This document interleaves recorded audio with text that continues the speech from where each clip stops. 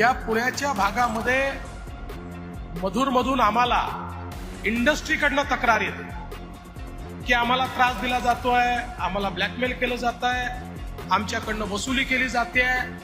हे काहीही झालं तरी खपवून घ्यायचं नाही.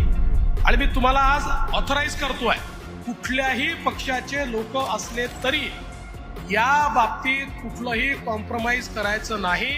जर इंडस्ट्रीला कोणी त्रास देत असेल तर त्याच्यावर मोकासारखीच कारवाई करायची, खालची कारवाई करायचीच नाही.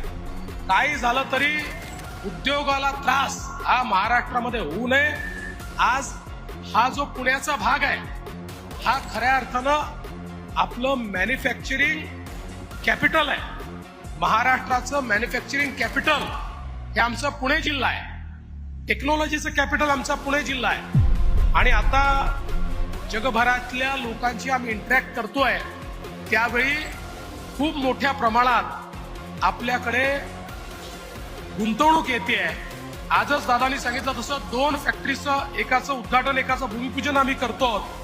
इतक्या मोठ्या प्रमाणात गुंतवणूक येते आहे. या गुंतवणुकीला पोषक वातावरण ठेवणं ही आपली आवश्यकता आहे आणि निश्चितपणे मला विश्वास आहे की तुम्ही ते काम पूर्ण कराल.